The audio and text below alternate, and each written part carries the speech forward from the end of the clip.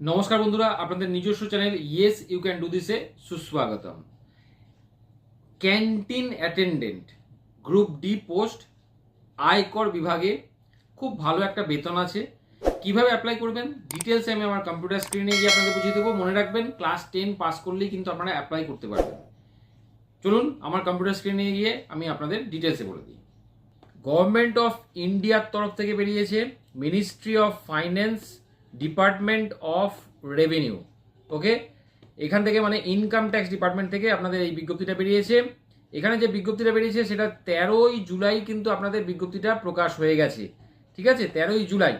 এখানে আপনাদের যে ভ্যাকেন্সি আছে সেটা হচ্ছে ক্যান্টিন অ্যাটেন্ডেন্ট হিসাবে আপনাদের জয়েন করতে হবে। টোটাল 7টা ভ্যাকেন্সি আছে।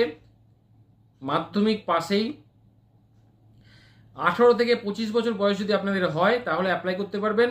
মাধ্যমিক পাস করলেই যে কোনো রেকগনাইজড বোর্ড থেকে আপনারা কিন্তু অ্যাপ্লাই করতে পারবেন। ভ্যাকেন্সি টোটাল হচ্ছে 7টা। ওকে, তো এছাড়া আপনাদের যেটা বলেছে ডিটেলসে এখানে আমি বলে দিচ্ছি।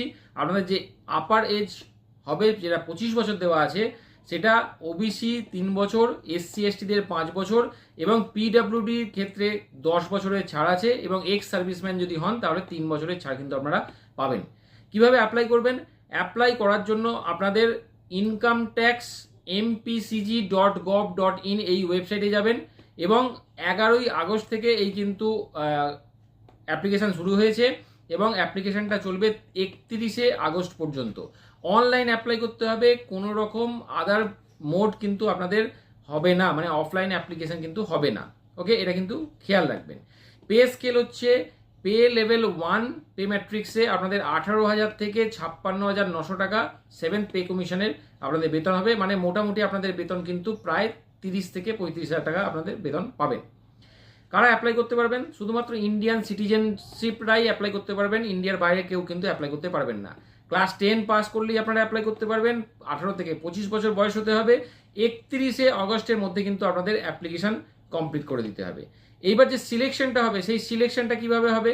সিলেকশনটার জন্য প্রথমে আপনাদের শর্টলিস্ট করা হবে। শর্টলিস্ট করার পর স্টেজ 2তে আপনাদের অবজেক্টিভ টাইপ রিটেন এক্সামিনেশন হবে, যেখানে 30 মিনিট আপনাদের সময় পাবেন এবং 30 মিনিটের মধ্যে কিন্তু আপনাদের 40টা মাল্টিপল চয়েসের কোশ্চেন থাকবে, যেখানে আপনাদের প্রথমে ইংলিশের ওপর 10 নম্বর,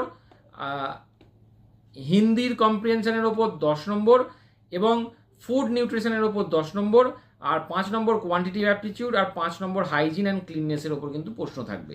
সবই কিন্তু মাল্টিপল চয়েস হবে। 30 মিনিটে আপনাদের 40টা কোশ্চেন করতে হবে এবং 1/4 কিন্তু নেগেটিভ মার্কিং হবে। এটা কিন্তু খেয়াল রাখতে হবে, 1/4 নেগেটিভ মার্কিং হবে।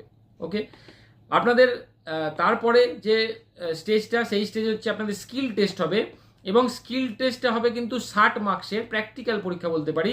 সেখানে আপনাদের কিন্তু প্রিপারেশন অফ বেভারেজ মানে চা কফি বানানো, food handling skill, preparation technique কীভাবে আপনারা বানাবেন সেটা দেখবে, প্রেজেন্টেশন কেমন হবে, হাইজিন এবং ক্লিননেস কেমন পরিষ্কার পরিচ্ছন্নতা আপনারা রাখছেন সেটা কিন্তু দেখবে।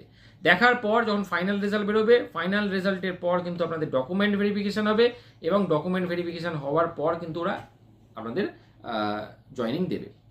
তো ক্লাস 10 পাস করে যদি থাকেন, 18 থেকে 25 বছর যদি বয়স হয়, অবশ্যই অ্যাপ্লাই করে দিন। স্থায়ী সেন্ট্রাল গভর্নমেন্টের চাকরি ইনকাম ট্যাক্স ডিপার্টমেন্টে গ্রুপ ডিতে। আজকে ভিডিওটা ইনফরমেটিভ মনে হলে অবশ্যই আমাকে কমেন্ট করতে ভুলবেন না। আজকে এই পর্যন্তই, ধন্যবাদ।